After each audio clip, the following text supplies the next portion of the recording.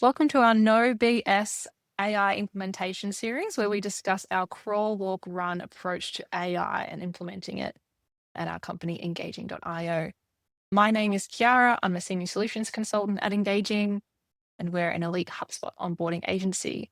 Joining me today is Todd McPhee, who is the founder of Engaging. Todd, did you want to talk a little bit about who we are and what we're doing with this series? Thanks, Kiara. Yeah, as you mentioned, my name's Todd. I'm the founder of engaging.io. We're a technical consultancy and we specialize in HubSpot implementations and integrations and any complex migrations. We've been doing this for about 15 years, nearly 16 years now. So we're pretty familiar and pretty well known in the space. I guess the reason for doing this is, we all know that AI is playing a pretty significant role in how we work these days. It's a pretty hot topic for everyone.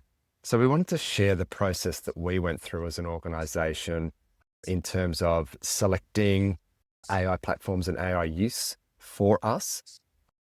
And show that process from how we actually started out through to how we embedded it within our business.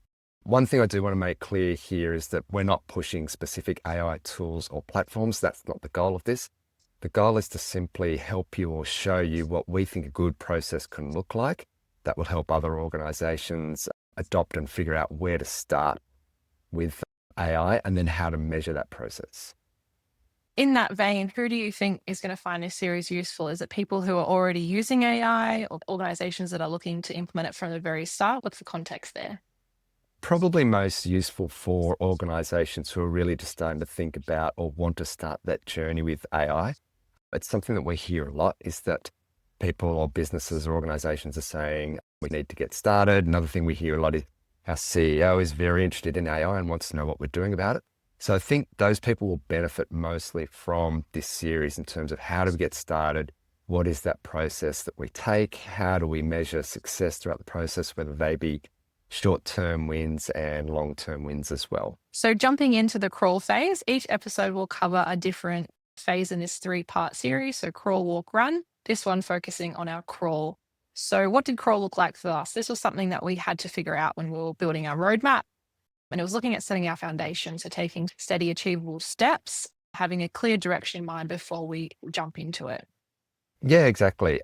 We use the crawl, walk, run approach to many projects, and we find that works really well because it can help avoid decision paralysis. Sometimes these projects can feel too big and overwhelming to know where to start and get really easy to get stuck there. So we bring in this practice to get some results into the organization quickly. And once we're comfortable with those early results, we can build on that into something slightly more sophisticated, being a walk, and then a full-on embracing being a run.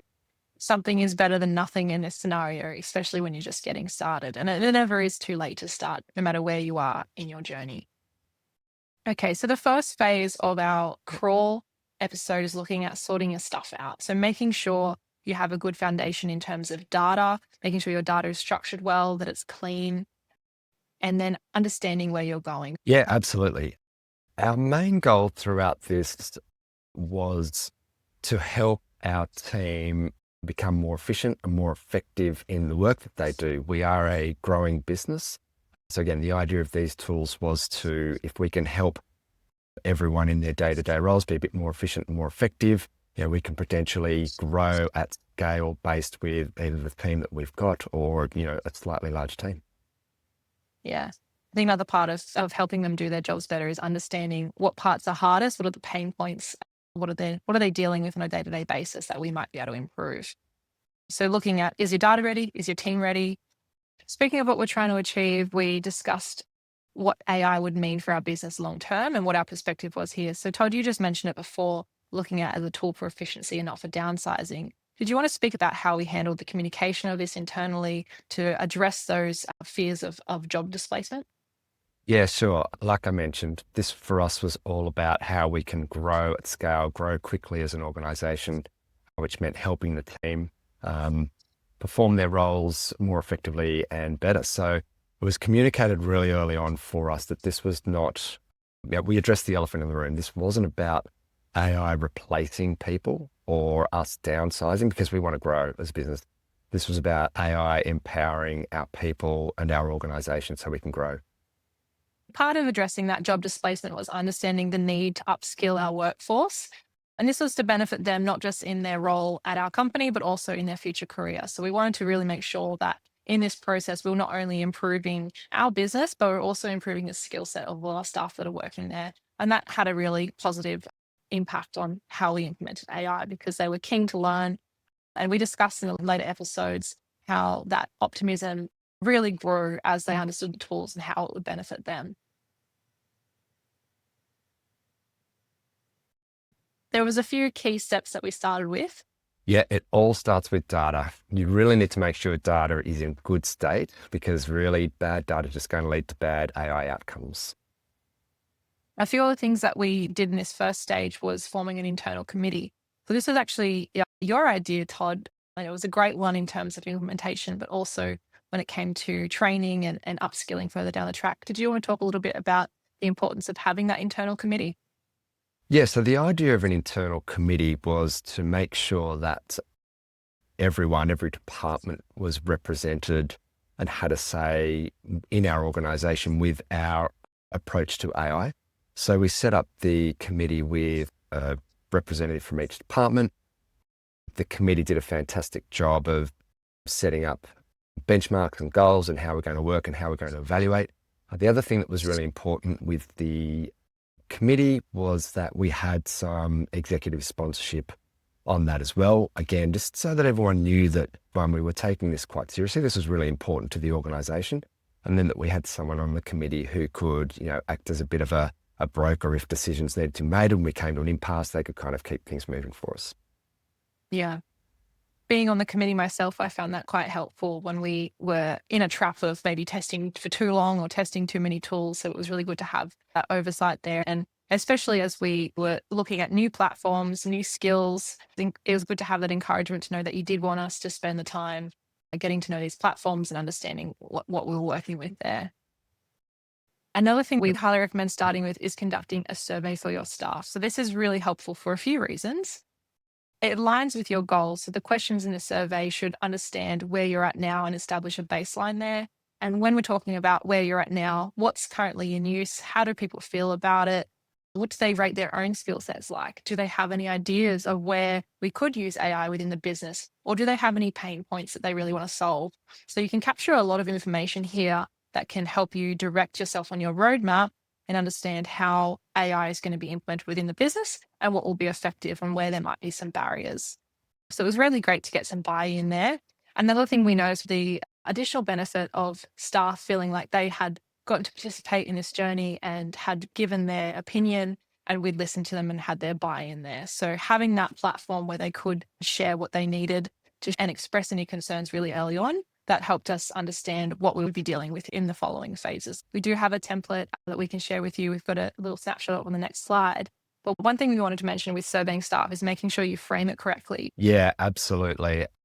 And by framing, I guess what we mean is not just turning up one day and dropping a survey on your staff. That can be quite daunting and quite scary if people don't know why they're being surveyed. So just making sure that you communicate early that the reason we are doing this is because we want to help you grow. We want to help you learn. We want to know what we can do to help you, our team, to embrace these tools, to get the most out of these tools. So just some early communication before you send out the survey to make sure that everyone knows exactly why you're asking these questions and what you hope to get out of it.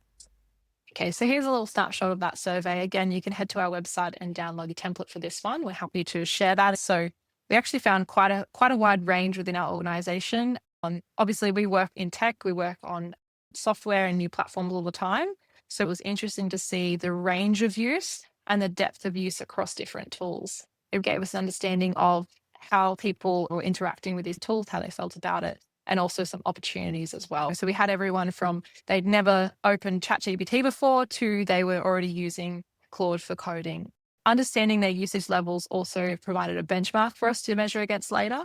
So we did do a second survey down the track, which was very similar to the first one to see how far we'd come and understand our journey and if our training had been successful. So we'll talk about that one in later episodes, but we cannot recommend enough going out and understanding where your staff are at through a survey. Okay, so we're nearly done with our first episode of No BS AI.